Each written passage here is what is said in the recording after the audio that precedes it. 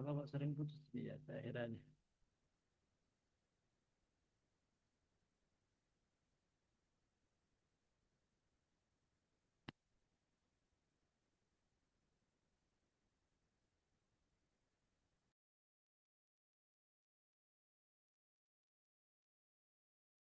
Keluar masuk kenapa ini ya? Trouble.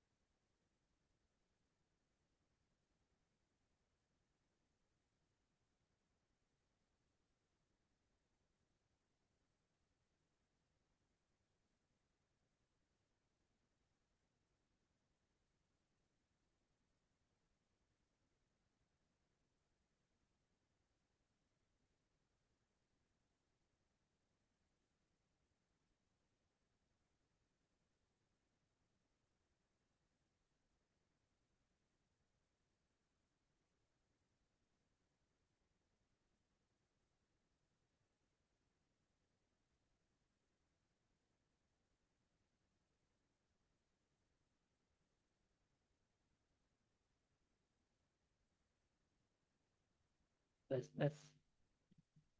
Bisa kedengaran?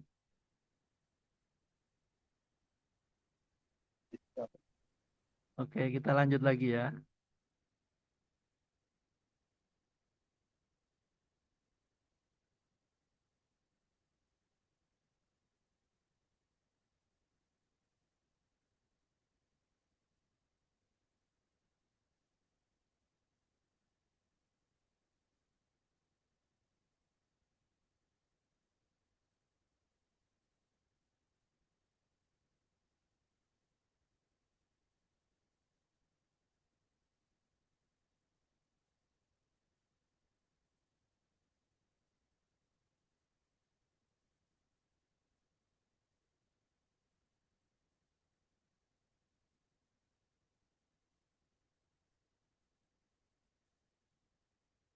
Sebenarnya anak SMA bisa ngikut ya.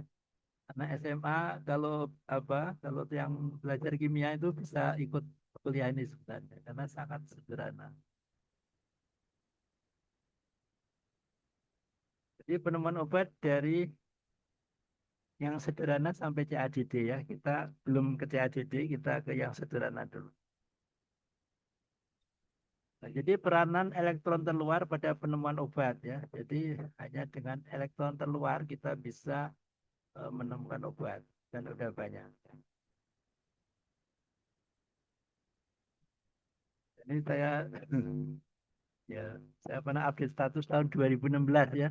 Banyak farmasi memandang sebelah mata invensi saya dan seterusnya. Ada mahasiswa saya ya memandang sebelah mata ya. Nah, ini salah satu yang memandang sebelah mata saya Pak katanya itu. Itu namanya Muhammad Radifar. Kalau boleh jujur, maaf. Saya sendiri adalah salah satu yang memandang sebelah mata Pak katanya. Saya hargai itu ya. Karena sampai sekarang memang belum ada penemuan obat di Indonesia ya. Jadi dengan jumlah prodi farmasi 295 tidak ada satupun obat sintetik sintetik temuan Indonesia. Sedih sebenarnya. Apakah seprimitif itu orang farmasi Indonesia ya? Nah ini tabel periodik ya, yang SMA bisa ikut kuliah sebenarnya. Jumlah elektron terluar atau satu. Nah, ini kan pelajaran dasar banget ini ya. Nitrogen dan seterusnya ya. Nah di sini ada apa? Isosterik. Isoster itu jumlah dan susunan elektron di kulit terluar harus sama ya. Jadi dari Langmuir sampai Grimm itu membahas itu. Apa itu isoster? Nah ini kalau kita lihat tabel periodik itu caranya gini ya. Ini kita geser ke kanan ke bawah. Ya. Jadi C geser ke kanan ke bawah. N geser ke kanan ke bawah ditambah H. Itu ke bawahnya itu isoster ya. Jadi jumlah elektron terluarnya sama dan itu dipakai untuk penemuan obat ya. Contohnya ini asetilkolin ya, asetilkolin itu yang kiri ini. Terus diganti isosternya. Jadi C4H 1 kali 3 = 7. NH2 7 juga ya. Jadi ceritanya apa? Asetilkolin. Jadi ada orang yang kekurangan asetilkolin ya. Itu penyakitnya adalah Alzheimer ya. Kenapa? Karena enzimnya asetilkolin esterase itu cepat sekali ngerusak ya. Jadi kadar asetilkolin itu di bawah normal ya. Dan itu tidak bisa minta ke suami atau istri. Nggak bisa. Kenapa? Karena dia sudah diatur sama Allah di tubuh kita itu asetil bereaksi dengan kolin ya, terjadi asetilkolin berinteraksi dengan reseptor, begitu bekerja rusak gitu ya. Itu harus stabil kadar di dalam tubuh kita. Nah, untuk Alzheimer itu tidak stabil. Nah, sehingga apa? Sehingga orang menciptakan isosternya untuk obat. Itu yang namanya karbakol. Kenapa kok ini bisa? Karena ini strukturnya sama, berarti khasiatnya sama. Karena isoster ya. Nah, bedanya apa? Bedanya ini suatu ester ya, RCOOH, RCOR ya, RCOR ya, suatu ester. Nah, ini mudah sekali dihidrolisa ya, sehingga tubuh kita sama Allah diciptakan untuk begitu selesai bekerja langsung di metabolisme dipotong gitu. Nah, kalau diganti dengan NH2, di sini sebenarnya nggak saya tulis ada sepasang elektron di N ini, elektron bebas ya. Jadi ada elektron bebas di sini ya, sepasang elektron. Nah, sehingga pada saat ini terjadi delokalisasi elektron, C-nya bermuatan positif. Kalau di sini C bermuatan positif langsung putus di sini ya, diputus. Karena di sini ada elektron nganggur, maka ini lebih tahan terhadap hidrolisa. Makanya ini bisa untuk mengelabui tadi reseptor itu ya, sehingga karbokol ini bisa untuk obat Alzheimer dengan cara apa? Disuntikan ya. Ya. Beda lagi dengan obat Alzheimer yang lain itu dengan cara apa? Menginhibisi enzim asetilkolin esterase. Jadi karena asetilkolin esterase ini cepat sekali merusak asetilkolin, maka diblok ya. Diblok sama inhibitornya ya. Contohnya rivastigmin. Itu nanti diblok di sana sehingga apa? Sehingga enzimnya itu tidak bisa nyerang asetilkolin sehingga kadar asetilkolin bisa naik. Itu prinsip dari obat Alzheimer yang sampai sekarang ya. Meskipun udah ada penelitian dengan mekanisme yang lain tapi obatnya belum ada. Nah, kemudian ini karbutamid ya. Karbutamid ini kalau kita ganti dengan menjadi tolbutamid ya. Jadi ini NH2 diganti dengan CH3. Nah, itu juga tetap sama khasiatnya. Nah, CH3 pada tolbutamid, ini tolbutamid ya, anti diabetes obat. Ini kalau diganti dengan isosternya namanya Cl, klorbutamid, ini menjadi durasi lebih lama. Kenapa? Karena lebih tahan terhadap metabolisme ya. Jadi kalau CH3 ini nanti termetabolisme menjadi alkohol CH2OH kemudian COOH. Kalau Cl ini tahan terhadap metabolisme sehingga ini durasinya lebih lama. Jadi kalau misalnya tolbutamid ini dimakan 3 kali sehari, klorobutamid bisa sekali sehari atau 2 kali sehari. Prinsipnya seperti itu. Nah, contohnya banyak sekali ya. Peranan isotit dalam penemuan anti kanker ya. Nah, seperti ini DNA, RNA ya. Kita mengenal apa? Ada bahasa pirimidin, ada bahasa apa? Bahasa apa? Pirin ya, purin. Nah, di sini bahasa pirimidin itu ada apa? 3, sitosin, timin, urasil. Nah ini kalau kita ganti isoternya aja, nanti sel kankernya udah bingung ya. Nah, sehingga apa? Yang namanya ini, yang namanya 5 fluorourasil itu hanya mengganti isoternya ini dengan F ya. Nah sehingga apa? Nanti udah terkecoh ya. Nanti NRA, RNA atau DNA-nya udah terkecoh sehingga sel kankernya mati ya. Kenapa? Karena probabilitas untuk diambil itu lebih besar di kankernya ya. Jadi sel kanker kan selnya banyak banget dibanding sel normal sehingga kemungkinan mengambil 5 fluorourasil ini juga lebih besar sehingga kankernya mati. Nah, ini tentang semuanya tentang peranan isoter dalam eh, pembuat apa penemuan obat ya. Ini juga adenin, ini isoter dengan 6 merkaptopurinnya.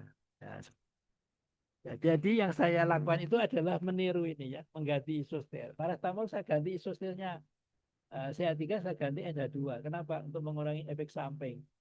Nah, ternyata sama Allah kalau bahasa kita tanggung, bikin kok cuma sama khasiatnya. Dibelandakan reaksi darah menjadi alkohol. Itu prinsipnya seperti itu. Ini ada filosofi elektron pada peran komputasi. Ya. Jadi kalau kita lihat yang kimia, yang basicnya kimia tentu sangat paham mekanisme reaksi ya. Kalau mekanisme reaksi itu elektron itu akan bergerak ya, akan menyumbang ya. Jadi kalau memberi itu bergerak ya, memberi itu bergerak. Jadi kalau kita beri kue tetangga itu kita yang bergerak, kita yang datangi tetangga bawa piring ya, bawa kue ya. Jangan pakai WA. Tetanggaku, saya capek, saya bikin kue. Mau nggak ke rumah ya? Nah, itu kurang sopan. Lebih sopan kalau elektron ya. Elektron ini kalau ngasih dalam mekanisme itu bergerak. Nah, di sini juga ada filosofinya. Kenapa? Di sini ada sepasang elektron, di sini ada dua pasang. Kenapa kalau bereaksi kok yang ini yang nyumbang ya? Nah, itu juga filosofinya gitu ya. Jadi untuk menjadi dermawan itu tidak usah nunggu kaya. Ya. Gitu.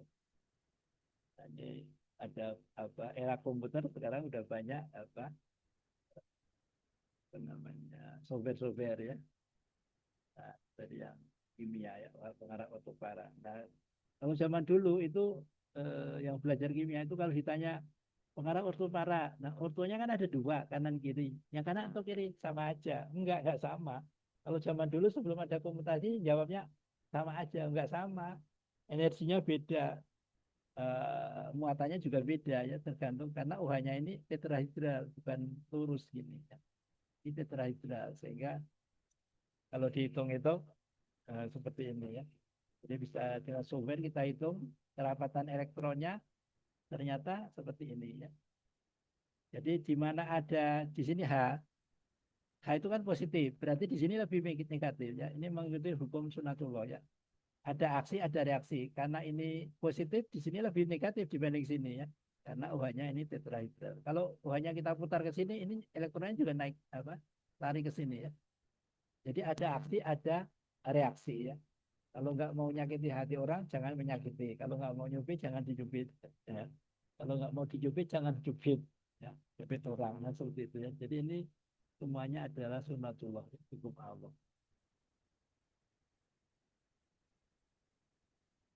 Jadi kaya. Untuk menjadi dermawan tidak perlu nunggu kaya, N lebih dermawan dibanding O, atau yang berdapat dengan H lebih nukleofil hukum aksara.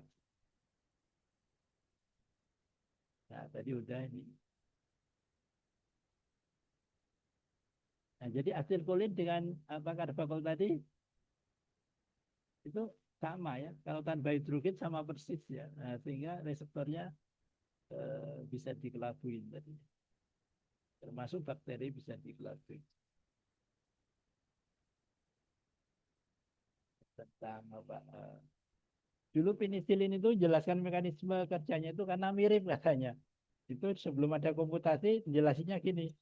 Nah, ini kan mirip ya. Jadi ini sama ini mirip. Ini dialanin dengan eh, derivat penisilin itu kerangkanya sama, jadi keliru. Nah, nggak sama ternyata.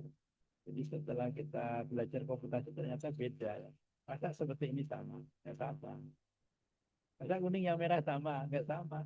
Tadi sama karena digambar manusia ya. Dipaksa digambar sama manusia. Tapi bisa dijelaskan dengan molekular docking dan saya apa namanya di buku yang tadi saya apa tampilkan desain molekul antibiotik itu buku itu adalah hasil jadi ada guru besar yang membuat senyawa kemudian dia punya efek antibiotik ya diuji dengan in vitro antibiotik berkhasiat terus saya tanya ya, Bapak tahu nggak kenapa kok dia berkhasiat ya kan udah terbukti diuji in vitro bunuh bakteri iya tapi gimana cara jelasinnya. Nah, kalau boleh, saya minta strukturnya saya buat. Nah, terus saya buat. Jadi dia ternyata skodokingnya itu lebih stabil dibanding skodoking dialanin dengan eh, apa daka ya. Nah, sehingga sama enzim itu harusnya kan daka itu diambil dialanin dada itu diambil sama daka itu ya. Diambil sama enzim untuk diangkut untuk sintesis dinding sel. Tapi karena obat tadi teman tadi lebih stabil, maka dia nggak ngambil dialanin, tetapi ngambil obat teman saya tadi. Nah, sehingga tidak terbentuk dinding sel dan itu menjadi bakterinya mati. Nah, itu cara menjelaskan lewat molekular docking.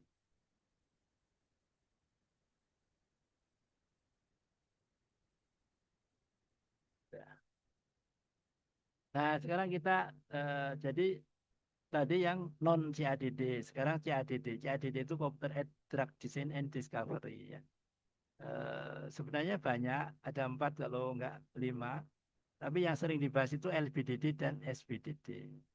Ligand Based Drug Design and Discovery dan Structure Based Drug Design and Discovery.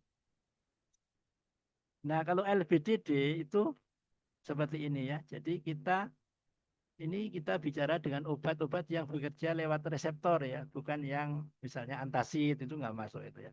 Jadi yang lewat reseptor. Nah, di dalam LBDD, Ligand Based Drug Design and Discovery itu yang kita perlukan ini kan namanya ligan ya. Jadi ligan base, jadi berdasar ligan. Jadi kita nggak perlu reseptornya target. Nah, kita bisa dan saya bikin buku hubungan kuantitatif struktur dan aktivitas. Jadi ini bisa kita buat database, kemudian kita desain molekul yang lebih bagus. Sedangkan yang SBD, Structure Based Drug Design and Discovery itu sebaliknya, kita tidak memerlukan ligan, tetapi lebih baik kalau kita untuk pembanding aja ya.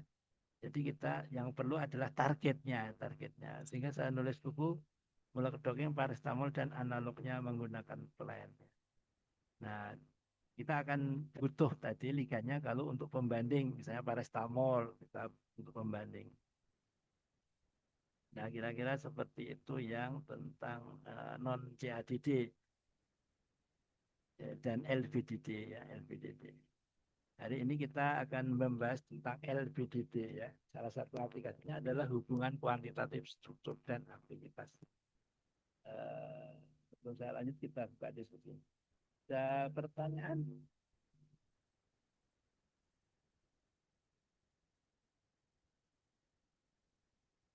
Kak, saya bertanya Kak izin. Silakan.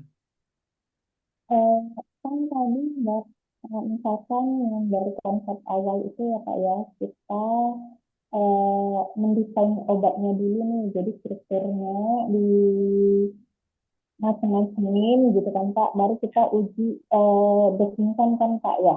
Betul.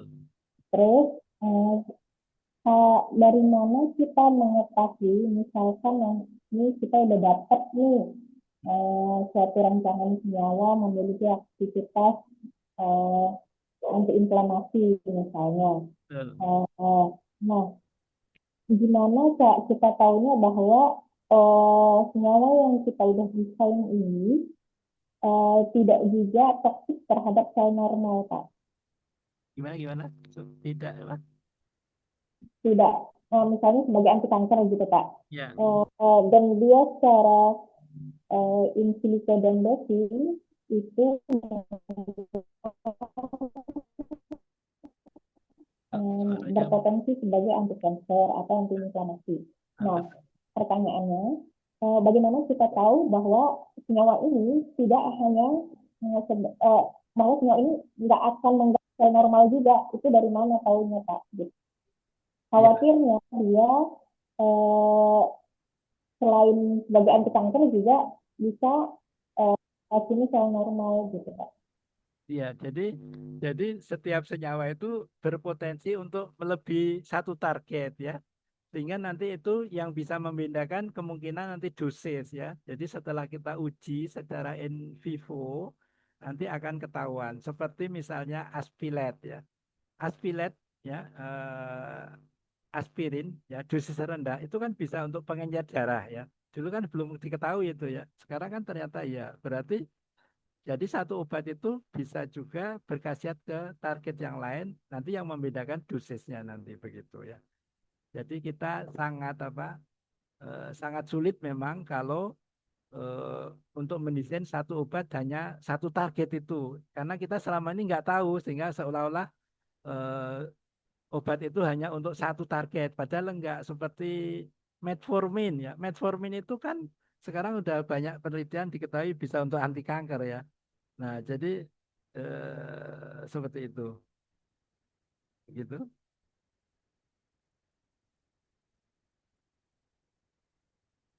halo atau masih ada pertanyaan.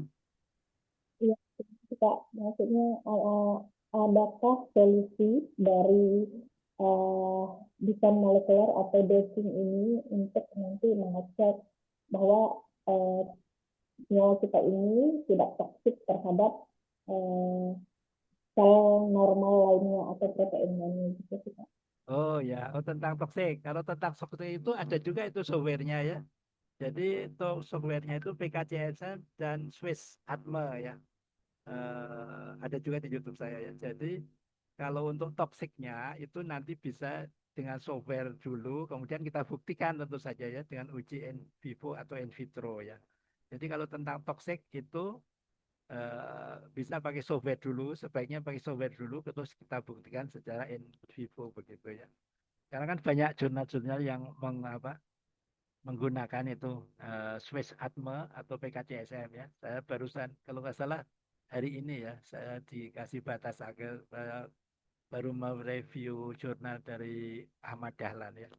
Jadi sekarang banyak jurnal yang menampilkan prediksi atmanya, absorpsi, distribusi, metabolisme dan ekresi begitu. Nanti saya kasih linknya nanti. Ada lagi pertanyaan? Pak izin bertanya, Pak. Monggo silakan. Em, Kalau saya ini kan memang basicnya bahan alam ya, Pak. Oh Kan di ya, bahan alam itu kan kita tahu bahwa dalam suatu ekstrak itu pasti senyawanya banyak gitu kan. betul, betul. Nah, saya pernah belajar tentang network farmakologi. Jadi Ya, kita memprediksi senyawa-senyawa yang kita temukan di dalam ekstrak kita itu pada suatu target penyakit. Nah, ya, itu kan pasti banyak. Nanti kita akan melihat pada gen-gen yang beririsan antara gen senyawa kita sama gen penyakit yang kita targetkan. oke. Nah, Ya, pasti akan terjaring nih kan ada beberapa senyawa, itu betul. Pak. Ya, Nah, dari situ kan, nah cuman saya ini agak kebingungan. Apakah kita memulai pada networknya itu kan dari struktur itu kan pasti ada senyawa yang tadi saya betul, katakan ada glikosida dan sebagainya. betul, Nah, betul. kalau kalau kita tadi bicara bahwa yang termetabolisme, misalnya kan bahwa senyawa glikosida itu nanti akan gulanya akan tidak tidak apa ya, mestinya Ya, terhidrolisis. ya, Nah, jadi kerja kita dari awal untuk memprediksinya ini gimana gitu? Kan di Swiss prediction itu kan ada Swiss atmanya ya, Pak ya. ya, betul. Nah, umumnya senyawa dengan struktur molekul yang besar itu pasti biasanya tuh tidak masuk kan. Ya, ya, Tapi kan kita tahu bahwa struktur besarnya itu pun akan mengecil ketika dia di dalam tubuh, ya, terutama yang gula-gula yang misalnya ada 2 gula, 3 gula ya, ya, gitu. betul. Nah, tahap awal kita itu dimulai dari networknya, kemudian sampai kita nanti men-screening beberapa senyawa yang udah terjaring, akhirnya kita mendoking mengkerucut kepada satu senyawa itu bagaimana, Pak? Apakah senyawa itu juga udah kita prediksi eh, struktur metabolitnya dari awal, atau ya kita pakai aja smile apa adanya struktur itu, atau bagaimana? Nah, ini pendapat ya Bu, Ya. pendapat saya itu dia belum memperhitungkan metabolisme obat Bu, sehingga Sehingga ya kita harus menyaringnya lagi mungkin ya. Jadi kalau misalnya di situ mengandung senyawanya mengandung gula, ya Hmm. mungkin harus kita putus dulu gulanya kemungkinan gitu. Karena di situ kelihatannya tidak memperhitungkan metabolisme obat ya. Hanya orang farmasi yang bicara metabolisme obat sehingga kadang-kadang memang seperti saya kasih contoh begini Bu. Bioinformatika dengan farmasi ya. Bioinformatika itu ilmu yang sangat bagus sekali. Tetapi jangan lupa, dia bukan orang farmasi, sehingga dia melupakan sesuatu. Apa itu? sesuatu obat seberapa bagusnya itu kalau kita makan itu harus melampaui di dalam farmasi ini melampaui namanya Ya. minimal MEC ya, minimal efektif konsentrasi. Jadi kalau misalnya kita biasa makan paracetamol 500 ya Bu, karena udah dihitung sama Mm, istri. Dan kita makan 10 mili, kira-kira berkhasiat enggak Bu? enggak. Enggak berkhasiat kan? Nah, Mm, bioinformatika itu enggak mikirin dosis Bu. Dulu pernah ya. dari IPB itu ya kalau nggak salah ada guru besar yang membicarakan di dunia maya itu bahwa jambu biji bisa untuk COVID gitu ya. Waktu itu eh, Mm, beliau tidak memikirkan dosis, padahal di dalam dunia farmasi seberapa besar bagusnya suatu obat kalau tidak melampaui MEC itu nggak ada gunanya. Sehingga apa? Waktu itu sempat booming harga jambu biji mahal kan. Nah, jadi ya itu Bu. Jadi ilmu itu memang luas sekali sehingga kita harus berhati-hati. Jadi sekali lagi tadi bioinformatika tadi bagus, tapi harus diingat obat seberapa bagusnya harus melampaui MEC. Tanpa melalui MEC tidak ada khasiatnya begitu. Jadi seperti kembali ke yang tadi, saya sarankan harus disaring dulu Bu, disaring. Misalnya tadi obat yang mengandung gula ya gulanya diputus waktu mau apa nyari gitu ya. Kemudian satu lagi ini kaitannya dengan herbal, Bu. Selama ya. ini itu kita kalau herbal itu kan jelas ya, Bu, mengandung lebih dari satu molekul. Mm-mm. Nah, selama ini di jurnal-jurnal biasanya yang didokengkan kandungannya satu-satu, ya kan? Mm-mm. Nah, Mm-mm. padahal waktu kita uji ekstrak itu kan semuanya jadi Ya. satu kan, Bu. Jadi Ya. makanya menurut saya yang paling logis adalah kita dokengkan kombinasi. Jadi obat berapapun nanti masuk ke target yang sama. Nanti rebutan, ada aturannya. Nanti skodoknya berapa. Dan saya praktekkan, Bu, mendokengkan Mm. kandungan itu kalau nggak salah temulawak apa ya, temulawak sama apa itu kulit jeruk kalau nggak salah. Saya dokengkan itu bisa mengalahkan selekoksid, Bu. Karena Mm. apa? Pakai dokeng kombinasi. Kalau satu-satu ya nggak fair. Dan itu sudah saya buktikan lewat apa, Bu? Lewat menganalisis paracetamol dan ibuprofen. Kenapa banyak industri menggabung paracetamol dan ibuprofen? Itu karena apa? Setelah saya analisis dengan apa doping kombinasi, ternyata skor dopingnya itu lebih stabil kalau digabung sehingga dosisnya bisa diturunkan sehingga bisa mengurangi efek samping. Nah, selama ini saya yakin industri yang menggabungkan itu tidak ada yang komputasi tapi mungkin pakai uji apa namanya uji in vivo atau apa dikurangi dosisnya, tapi secara komputasi bisa kita jelaskan secara docking seperti itu sehingga nanti saya sarankan kalau membuat jurnal herbal ekstraknya itu dockingnya jangan pakai docking biasa, dockingnya docking kombinasi. Nah, kita Mm. di sesi ini nanti akan kita belajar docking kombinasi. Dan kemarin sudah ada yang S3 di biologi UGM itu pakai docking kombinasi ya. Jadi kalau S1-nya udah banyak di Wahid Hasim Semarang itu pakai docking Mm. kombinasi kalau neliti herbal-herbal itu Bu. Nah, seperti itu. Jadi dan di jurnal sebenarnya ada Bu, saya menemukan satu jurnal ada Mm. doping kombinasi tapi baru satu itu dan itu softwarenya kayaknya mahal ya dan mungkin rumit gitu ya. Kalau ini simpel ini ya. Ini software ini plan ini di Jerman, asalnya dari Jerman, kemudian dimodifikasi sama ahli IT dari UTY, Universitas Teknologi Yogyakarta, Pak Satyo Nuryati. Kemudian yang tadinya di sumbernya sana itu pakai Linux Bu sebenarnya, pakai Mm. Copenhagen Linux. Kemudian karena yang tersedia Copenhagen Linux untuk laptop lama ya, bit 32, sementara kita sudah bit 64 sehingga sama Pak Satyo ini dimodifikasi kemudian dibikinkan di Windows.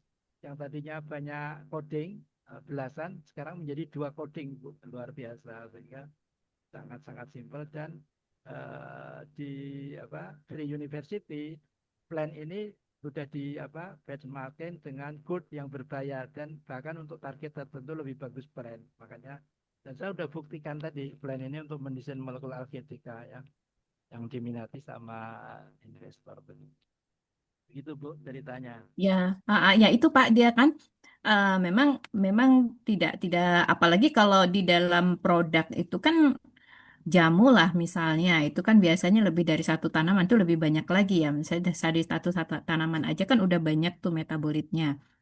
Nah, memang perkembangan sekarang kan dulu belum ada network farmakologi tuh kan. Nah, sekarang kan udah mulai dikembangkan juga network. Itu kan juga salah satu mungkin cara kita men-screening kali ya Pak ya. Eh, Senyawa-senyawa dari sekian banyaknya itu mungkin yang jejaring itu kan yang terjaring mungkin udah bisa kita selektif jadi beberapa gitu kan. Nah, dari beberapa itu saya baca di artikel itu kan juga memang di docking. Nah, eh, yang saya pikirkan itu kan tadi senyawa-senyawa itu strukturnya sangat kompleks gitu kan. Ada macam-macam lah di situ. Ada yang tadi berat molekulnya menjadi ada yang besar, ada yang kecil dan sebagainya itu. Nah, yang saya pikirkan lagi tadi apakah memang tadi berarti dari awal ya Pak ya dari awal kita selektif untuk melihat strukturnya dulu. Kalau yang misalnya banyak gula kita buang dulu gitu ya Pak ya. Jadi menjadi mengubah struktur lah ibaratnya ya Pak ya dari yang kita temukan ya. Atau Dan bagaimana itu? itu baru Bu, karena saya pikir selama ini nggak ada yang seperti itu. Asal aja Mm. ada gulanya didokengkan gitu. Ya, semuanya kan Ya, yang saya baca itu kan apa saja senyawa betul. yang ditemukan itu aja yang mereka jaring gitu. Padahal kalau kita ingat definisi doping itu interaksi obat reseptor dalam tubuh kita. Ya, Mm. gitu. Ya, makanya tadi yang jelas sekali tamoxifen tadi Bu. Tamoxifen itu nggak ada interaksi tamoxifen, adanya hidroksitamoxifen metabilisnya. Bisa Jadi nanti saya diskusi lagi deh Pak, karena masih ada beberapa yang menjadi pertanyaan saya gitu kan, mulai dari macam-macamnya itu yang karena kan di dockingnya aja kan memang kita melihat sangat berbeda ya Pak, satu senyawa yang didocking dengan satu reseptor dengan beberapa senyawa yang didocking dengan satu ya, reseptor gitu kan, karena pasti tempatnya itu kan akan ada kompetitif. betul betul. Mm-mm. Itu ada apa istilahnya aturan-aturannya. Ya, Jadi kita Tokyo Competition ini juga berdasarkan ketentuan-ketentuan yang sudah diakui orang gitu ya. Jadi misalnya ada ya, misalnya contohnya misalnya gini, ada reduktor, dua reduktor atau tiga itu yang menempel kan yang aktif dulu kan, Bu, yang bereaksi misalnya. Oksidatif mm-mm. itu kan yang bereaksi kan yang aktif dulu. Mm-mm. Tapi dalam docking juga gitu, yang nempel itu yang aktif dulu. Yang aktif itu identik dengan tidak stabil. Nah, cuma masalah bahasa aja itu nanti. Nah, urut-urutannya itu. Misalnya ibuprofen dengan paracetamol nempel di siklooksigenase 2. Nah, pertanyaannya mana dulu yang nempel? Karena akan berbeda hasil dockingnya. Yang nempel paracetamol dulu atau ibuprofen dulu. Nah, itu akan beda hasilnya. Nah, sehingga kalau kita sudah paham, kan, nanti nggak akan bingung lagi. Ya Seperti itu. Pak. Ada lagi? Ini kayaknya 6 menit lagi saya harus masuk lagi karena dikeluarkan. Nggak tahu ini kenapa ya. Eh, Tadi katanya karena belum update atau karena saya dikeluarkan dari UBM. Pak, Ya, bukunya Bapak itu eh, bisa dibeli online gitu, Pak. ya Oh, banyak banyak gratis. di online ya. Banyak. Berupa PDF gitu ya, Pak? Ya, ada yang Oh ya. pakai PDF, ada yang tidak. Tapi yang akhir-akhir ini sudah Oh, ada yang fisik gitu, Pak? ada. Kalau yang fisik, Oh, oke. ada juga yang ini misalnya desain molekul anti COVID itu nggak ada fisiknya. Kalau pengen fisik, saya biasanya mencetak ke percetakan gitu. Iya.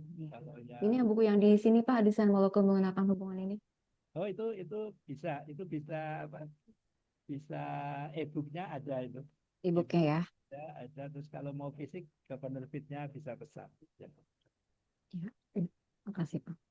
Itu HKSS ini juga baru ini sebenarnya kan apa selama ini HKSA itu mahal banget gitu ya. Saya modifikasi jadi HKSS dan itu sangat simpel dan murah itu ya. Tapi sayang belum ada instansi yang pengen bedah buku. Makanya saya mau bedah buku sama penerbitnya ya. Rencana tanggal 13 Maret saya mau bedah buku tentang HKSS. Cuma 50.000 dapat software Tentang apa, Pak? HKSS, hubungan kuantitatif HKSL. dan Betul. outcome. Oh, 50.000 dapat software nanti kita tidak tunggu mungkin 2 jam begitu ya. Ada pertanyaan?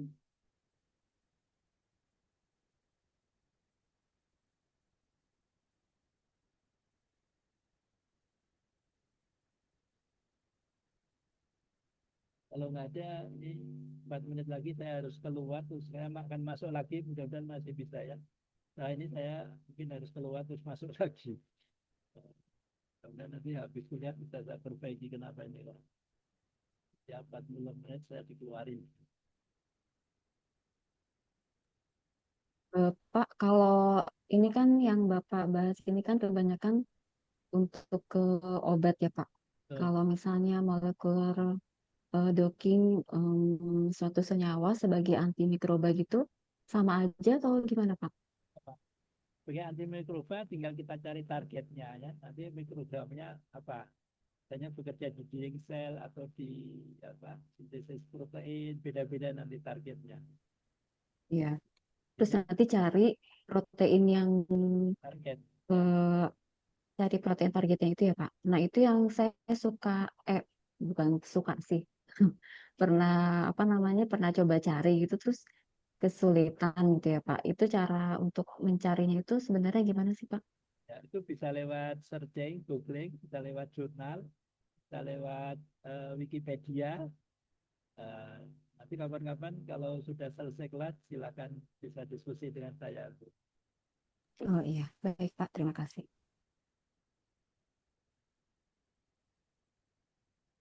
Ya,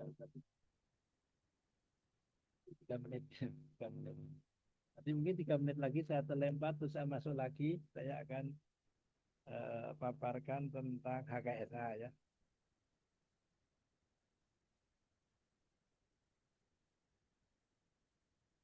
Ada pertanyaan? Masih 2 menit sebelum saya terlempar.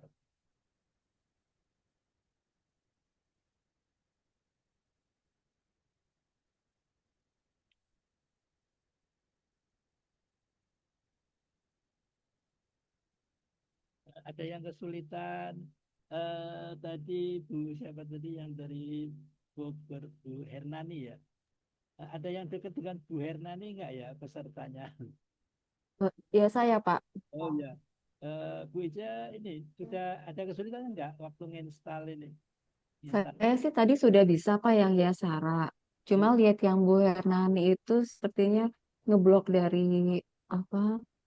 Dari laptopnya Ibu, kayaknya dari ada anti Windows-nya. kanker. Tadi Ibu kan nggak bisa.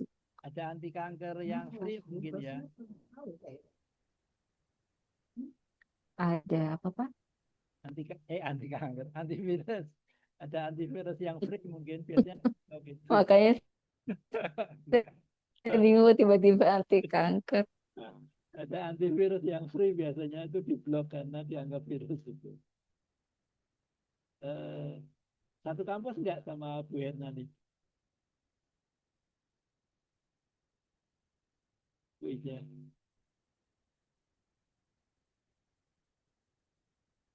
Kalau Pak, eh maaf satu kampus tadi enggak sama ini. Bu Herna nih? Iya, nanti Bu Hernani nge-screenshot tampilan eh, eh, layarnya ya, ya Bu ya. Soalnya saya juga kurang ngerti sih Pak kalau urusan itu Satu kampus enggak sama Bu Herna nih? download mendownload. Iya, satu Pak. Kampus. Satu instansi Pak kami di BRIN. Oh ya, nanti bisa diskusi ya. Jadi, mohon izin ya, saya terlempar, saya mau masuk lagi. Ya.